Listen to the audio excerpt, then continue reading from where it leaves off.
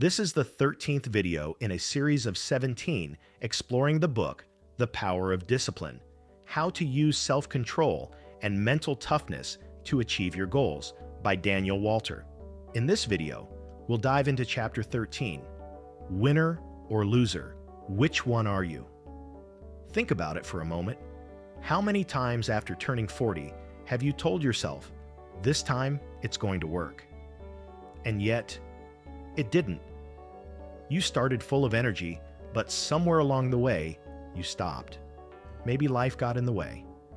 Maybe the enthusiasm faded, or maybe you simply lost direction. Well, Daniel Walter would say that at that exact moment, you pulled your car over to the shoulder of life and forgot to set the GPS. Chapter 13 is an invitation to honesty. It's about looking in the mirror and asking yourself with courage, am I living like a winner or like a loser? But don't worry, not in the competitive sense of the word.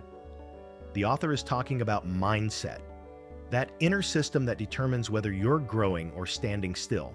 And for anyone over 40, that's a powerful question. Because at this stage of life, time can no longer be wasted on half-hearted attempts. You either take control of your own prosperity, or you keep repeating the cycle of survival. Walter begins by saying that life is a permanent training ground. There's no graduation in the school of life, only continuous growth. And that's one of the keys to prosperity after 40. Understanding that you're still learning, that the game isn't over, that there are still new mental and emotional muscles to strengthen. When you stop growing, you start to rust. And money, prosperity, fulfillment, they're like currents of energy that only flow through those who stay in motion. Pause for a moment and think, do you still practice what you learn? Or are you just consuming information without applying any of it? Because prosperity doesn't come from accumulating knowledge. It comes from transforming knowledge into action. And that's exactly where the power of discipline comes in.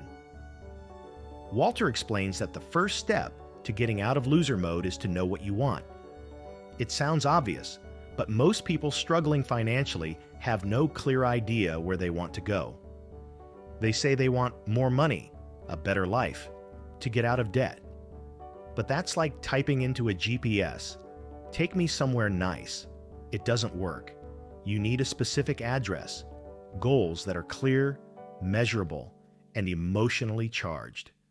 Something like, I want to pay off all my debts by December next year and build a 6-month emergency fund. Now that's a clear destination.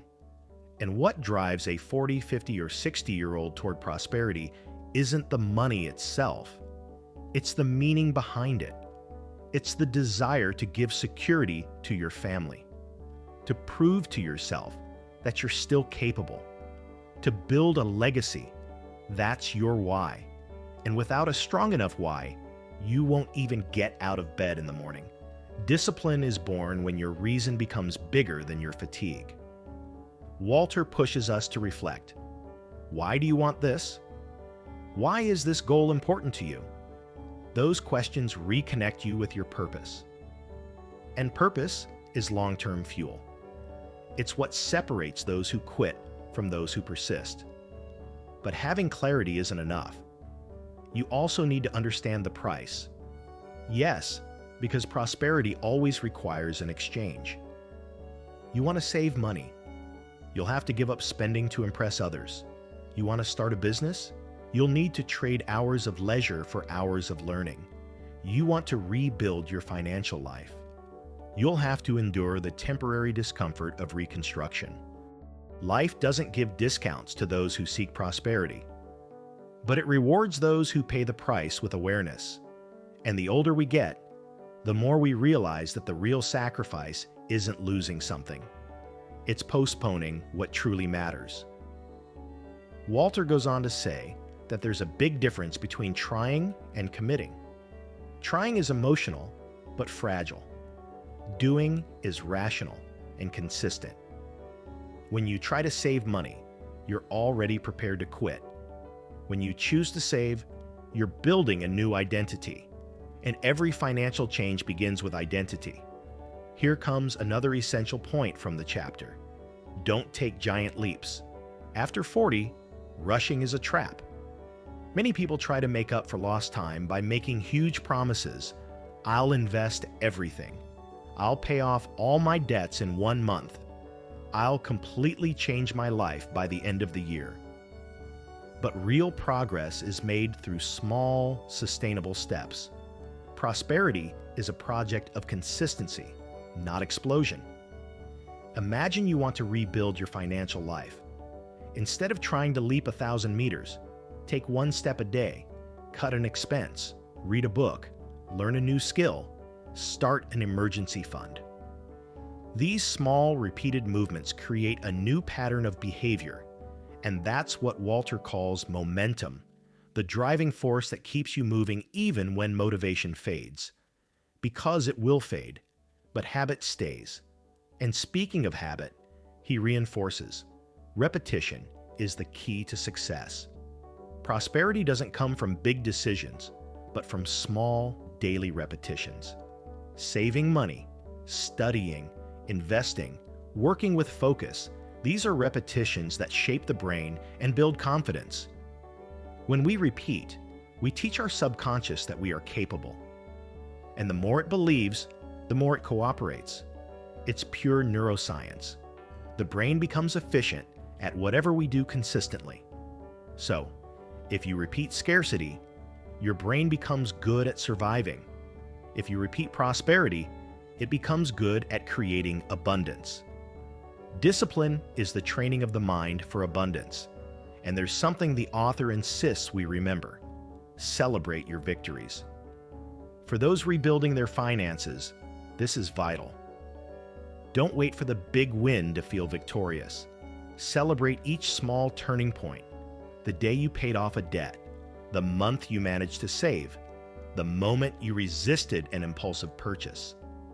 Each victory reinforces your identity as a winner. And the more you see yourself as a winner, the more your brain works to confirm that image.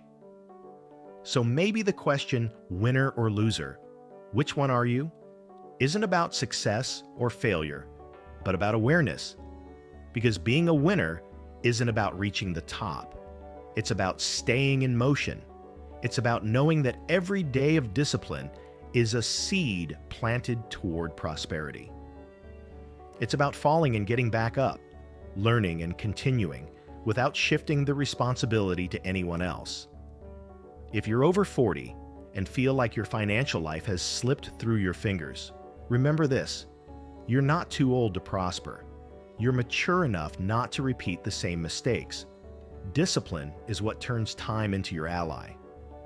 And what Daniel Walter teaches us in this chapter is simple, yet profound. The winner and the loser both live inside us. And it's our daily choices that feed one or the other. So today, choose to be the winner.